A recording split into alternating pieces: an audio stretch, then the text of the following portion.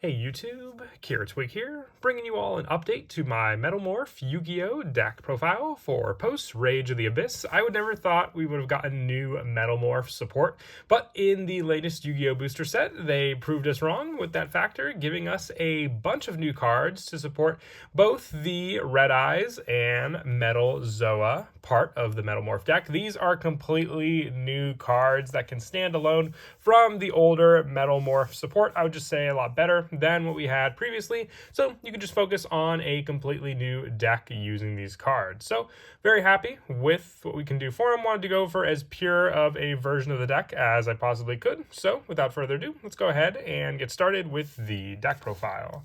So for the main deck monsters, ideally I do want to run 3 copies of the new Red Eyes Black Full Metal Dragon. I have the original Red Eyes Black Metal Dragon as a placeholder for additional copies of this card.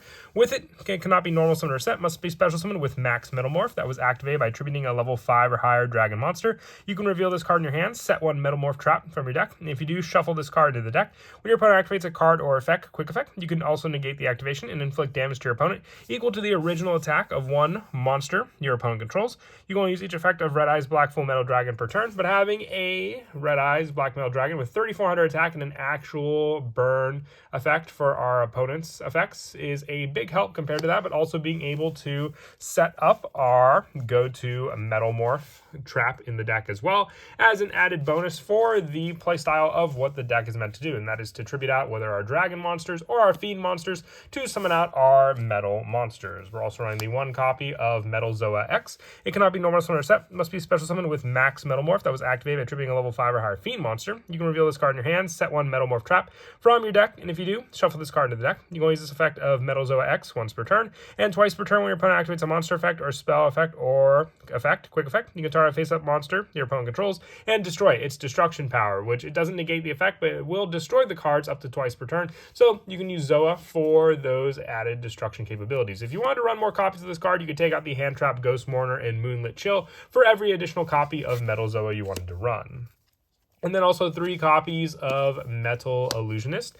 Increase this card's level by 4 during your opponent's turn only. You can only use each of the following effects of Metal Illusionist once per turn. If this card is normal or special summon, you can set 1 Metalmorph trap from your deck, then set 1 Max Metalmorph is in your graveyard. You could draw 1 card. So having Max Metalmorph in your graveyard for the additional draw power comes in handy, but also you can declare 1 other monster type. This card becomes that type until the end of your opponent's turn. So this is kind of meant to be the copycat that Joey used against Bandit Keith to copy the card that he had so he can make his own metal Red Eyes Black Dragon.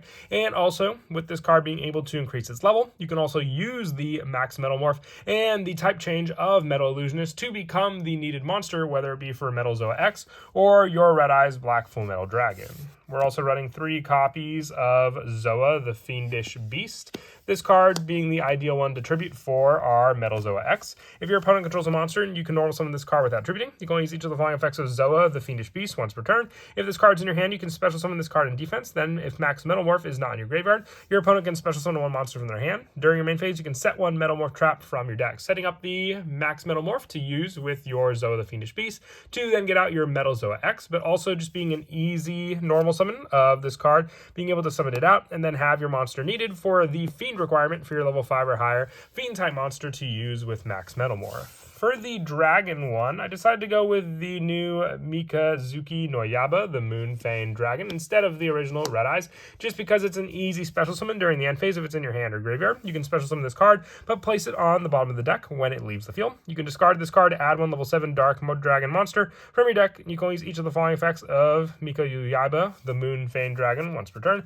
Once again, just being an easy special summon of a dragon monster on the field. We don't really use it for its search power, but I guess you could search out Red Eyes Black Dragon if you wanted to for added search for the dragon card to use in the deck along with this card. And also 2 copies of Black Metal Dragon, having a Red Eyes search for our Red Eyes Black Full Metal Dragon is another added perk of this card, because you can just summon it out, then go for a Link 1 play, and it is an if effect, so it won't miss timing off of the send to the graveyard to be able to search for that other Red Eyes card, and then continue your search and setup. With the last of the main deck monsters being 3 copies of Ash Blossom and the 2 copies of Ghost Mourner and Moonlit Show. These can all be adjusted for what you want to take out for additional copies of Metal Zoa X, as I said, so you can remove the Ghost Mourners for that additional number increase.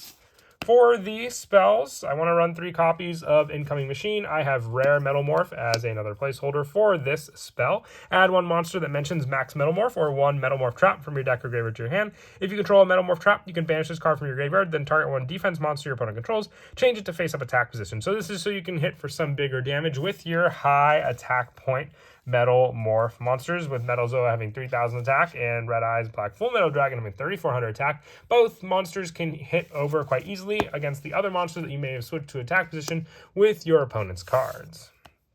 I also run 2 copies of Pot of Extravagance and the 1 copy of Pot of Prosperity. We don't really use the extra deck for much in this deck, so just more search and draw power for a specific card we may need for the Metalmorph combo. Also 2 copies of Perry Ray's Map, being able to search out our Metal Illusionist with this spell. So another plus, just being able to add that monster to set up our main go-to play. Once again, the 2 copies of Allure of Darkness. We do run a good number of dark attribute monsters in this deck, so just being able to banish the additional ones we may have in our hand to draw into some of the more important cards using this spell, with our one-ofs being 1 copy of Dragon Shrine. Once again, just dragon set up in the graveyard, 1 for 1 to search out our Metal Illusionist. Limiter removal, since we do run machine monsters, and then being able just to have them hit some bigger attacks means we could have the game-winning attack depending on that one we go for. And then lastly, the 1 copy of Triple Tactics Talent. If our opponent tries to activate anything in response to our special summon from the deck, we can at least use this card to either take the resource or go for more draw power.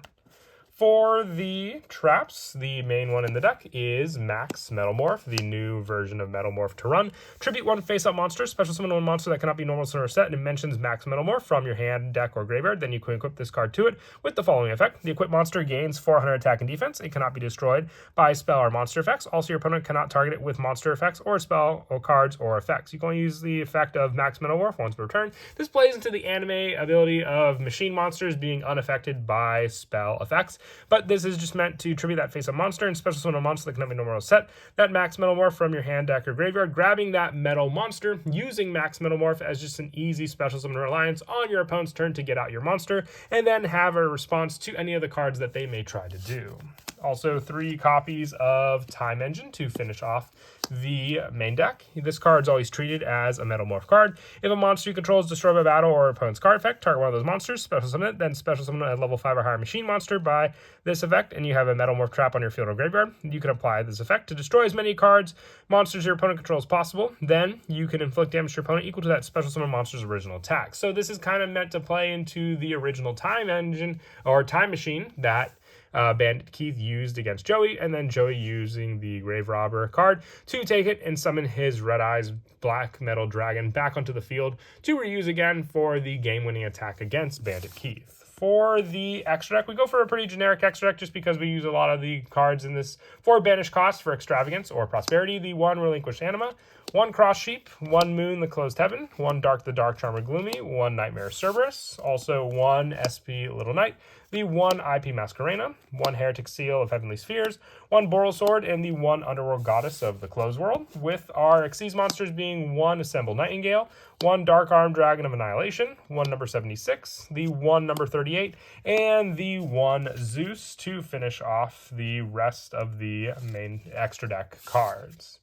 And then as for some of the go-to plays, as I said, setting up a good amount of your cards for the Metalmorph play is your go-to. So with this card being the Red Eyes Black Full Metal Dragon, you can use this card to reveal it, set 1 Metalmorph trap from your deck to the field, and then shuffle it back into the deck, setting up the Red Eyes to then be special summoned out again. You can also go for that summon of your Moonfang Dragon at the end of the turn, then activate the Max Metalmorph, tributing this card along with that additional monster to then equip on with the Max Metalmorph, giving you a stronger Full Metal Dragon on the field to then use against your opponent. The other play that you can use involves our Metal Illusionist. You can summon out this card to the field, and then also with this card, if it's normal or special summon, set 1 Metalmorph trap directly from your deck, so then you can grab the Max Metalmorph, and then you can choose to declare the monster type. If you go for the Fiend type on the next turn of your opponents, it'll become a level 5 monster, and then tributing the face-up monster for that special summon, since you need a level 5 or higher monster to be able to then tribute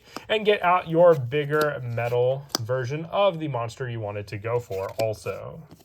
But that is it for the deck profile. I hope you all enjoyed. This is definitely a fun one to look into build, and it's one of the fan favorites, I would say, from Joey and Bandit Keith from the original Duelist Kingdom also. And as always, until next time, please don't forget to leave a like and subscribe, and Kira Twig out.